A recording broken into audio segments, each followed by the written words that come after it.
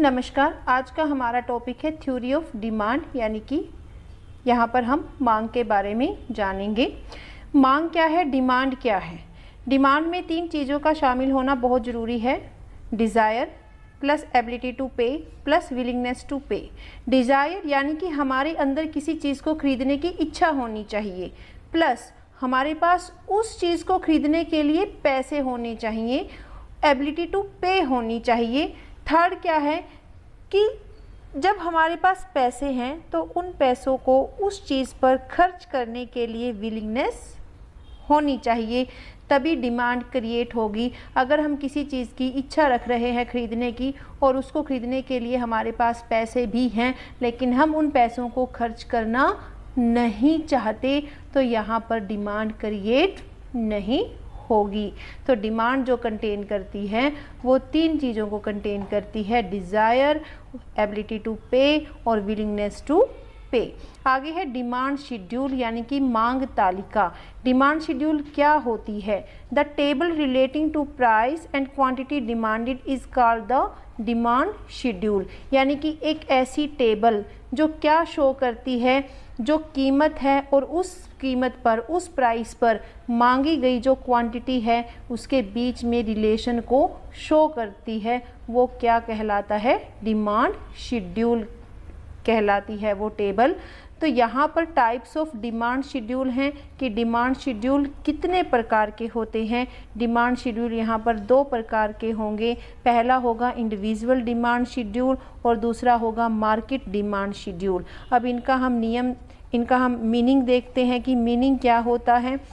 जो individual demand schedule होता है उसके नाम से ही पता चलता है कि क्या है वो इंडिविजुअल यानी कि किसी एक व्यक्ति का, किसी एक बायर का, किसी एक खरीदार का डिमांड शेड्यूल है वो।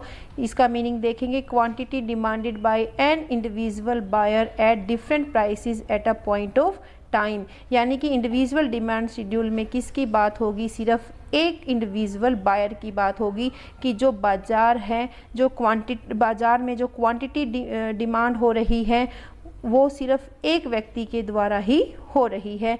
यानी कि यहाँ पर इंडिविजुअल डिमांड शेड्यूल का मतलब क्या होगा कि डिफरेंट प्राइसेस पर जो क्वांटिटी मांगी जा रही है वो एक इंडिविजुअल बायर के द्वारा मांगी जा रही है और at a point of time. यहाँ पर at a point of time का मतलब क्या है कि जो टाइम है वो क्या है?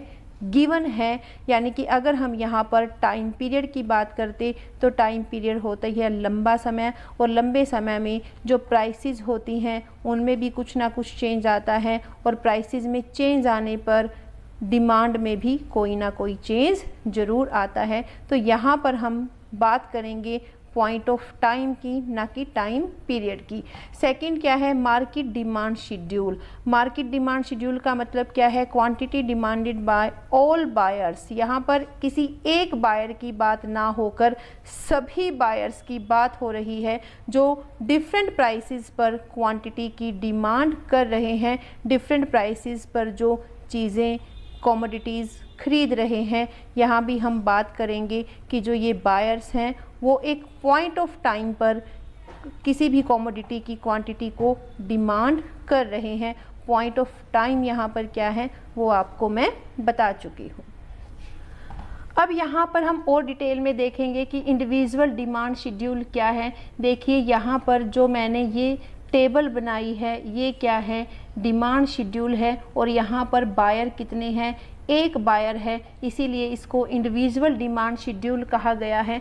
अब देखिए, मैंने जैसे भी आपको डिमांड शेड्यूल का मीनिंग बताते हुए कहा था कि जो डिमांड शेड्यूल है वो एक टेबल है जो क्या बताती है? किसी चीज़ की, किसी कमोडिटी की प्राइस और उसकी मांगी गई जो क्वांटिटी है उन दोनों के बीच में रिलेशन बताती है। जैसे कि यहाँ पर हम एक्स कमोडिटी लेते हैं और ये उसका अमाउंट है जिसे ए नाम का एक खरीदार खरीद रहा है। देखिए, जैसे जो प्राइस है वो 1 है, क्वांटिटी कितनी डिमांड हो रही है 4। जैसे जैसे प्राइस बढ़ रही है वैसे वैसे जो क्वांटिटी डिमांडेड है वो क्या हो रही है, कम हो रही है। क्योंकि ये हम सब की लाइफ में होता है, जैसे जैसे किसी चीज़ की प्राइसेस अप होती जाती हैं हम उस चीज़ का कम से कम यूज़ करना शुरू कर देते हैं, उसकी डिमांड कम करना शुरू कर देते हैं। तो इसी टेबल को हम किसके ज़रिए शो कर सकते हैं, एक ग्राफ के ज़रिए शो कर सकते हैं। यहाँ पर हमने एक ग्राफ लिया है, OX पर हम क्वांटिटी लेंगे, OY पर हम उस गुड की, उस कमोडिटी की प्राइस लेंगे। देखिए प्राइस क्या है 1 2 3 4 और जो क्वांटिटी है वो भी 1 2 3 4 है। अब देखिए जब प्राइस 1 थी तो कितनी डिमांड थी एक्स की 4 के बराबर, और जब प्राइस बढ़कर 2 हो गई तो क्वांटिटी जो थी वो घटकर कितनी हो गई, 3 हो गई। जैसे जैसे आप देखिए जो प्राइस है वो अप होती जा रही है, जो क्वांटिटी है वो कम होती जा रही है। और हमारे पास ये पॉइंट्स जो आए हैं, ये जो पॉइंट्स यहाँ पर आए हैं, अगर हम इन पॉइंट्स को आपस में मिला दें तो ये हमारे पास क्या आता है, डिमांड कर्व। यानी कि जो DD यहाँ पर क्या है, वो क्या है, डिमांड कर्व है। अब डिमांड कर्व क्या होता है, डिमांड कर्व होता है graphical presentation of demand schedule. Demand schedule आपको बता चुके हैं, डिमांड शेड्यूल को जब ऐसे ग्राफ के जरिए प्रेजेंट किया जाता है तो उसको डिमांड कर्व के नाम से जाना जाता है। यहाँ पर हम कौन सी डिमांड शेड्यूल को शो कर रहे हैं, प्रेजेंट कर रहे हैं, इंडिविजुअल डिमांड शेड्यूल को। तो इसीलिए इस कर्व को इंडिविजुअल डिमांड कर्व कहा जाएगा, क्योंकि यहाँ पर जो बायर है वो ओनली सिंगल इंडिविजुअल बायर है। अब देखेंगे market demand schedule. Market demand schedule में हमने पढ़ा था कि हम ऑल बायर्स की बात करेंगे।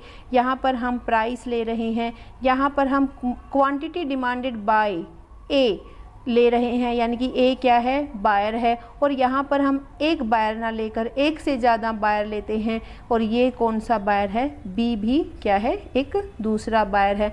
ऐसे हम और भी बायर्स ले सकते हैं, लेकिन हम यहाँ समझाने के लिए सिर्फ एक से ज़्यादा बायर लेकर चलेंगे, ए और बी। अब देखिए जैसे जैसे ये जो प्राइस है, ये यहाँ पर ये प्राइस शो हो रही है, यहाँ पर ए की जो क्वांटिटी वो डिमांड कर रहा है वो शो हो रही है, यहाँ पर बी की जो क्वांटिटी वो डिमांड कर रहा है वो शो हो रही है। तो देखिए जैसे जैसे प्राइसेस अप होती जा रही हैं, जो क्वांटिटी डिमांडेड है वो कम होती जा रही है। तो यहाँ पर मार्केट डिमांड निकालने के लिए हम ए बायर और बी बायर की जो डिमांड है उसका हॉरिजॉन्टल समेशन करेंगे। हॉरिजॉन्टल कैसे, 4 + 5 = 9, 3 + 4 7, 2 + 3 5, 1 + 2 3। यानी कि हमारे पास जो ये क्वांटिटी आई है इसको हम मार्केट डिमांड क्यों कहा जाएगा, क्योंकि ये जो डिमांड है ये दोनों बायर्स की जो डिमांड है उसका हॉरिजॉन्टल समेशन प्रेजेंट कर रही हैं। देखिए ये क्या है, यहाँ पर जो ये ग्राफ दिया गया है वो किसका है, मार्केट डिमांड शेड्यूल को प्रेजेंट करता है। यहाँ पर देखिए हमने OX पर जो 9 तक की वैल्यू ली है, और यहाँ पर हमने जो प्राइस है वो 1 2 4 ली है। देखिए जैसे 1 प्राइस थी तो क्वांटिटी क्या थी, 9, और जब प्राइस बढ़कर 2 हो गई तो क्वांटिटी घटकर 7 हो गई, और जब प्राइस बढ़कर 3 हो गई तो क्वांटिटी घटकर 5 हो गई। तो जैसे जैसे प्राइस अप होती जा रही है वैसे वैसे क्या होता जा रहा है, जो क्वांटिटी है वो कम होती जा रही है। तो यहाँ पर ये जो डिमांड कर्व है, हमारे पास जो डिमांड कर्व आया ये कौन से शेड्यूल को शो कर रहा है, मार्केट डिमांड शेड्यूल को। तो इसीलिए इस कर्व को मार्केट डिमांड कर्व कहा जाएगा।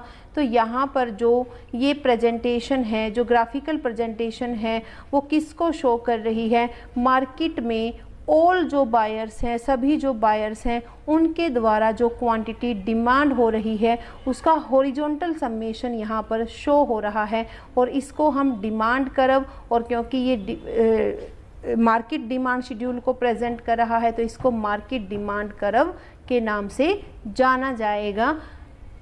अगर आपको मेरी ये वीडियो पसंद आई है और आपको ये कंसेप्ट क्लियर हुआ है तो प्लीज़ मेरे चैनल को लाइक कीजिए, सब्सक्राइब कीजिए और सपोर्ट कीजिए। Thank you.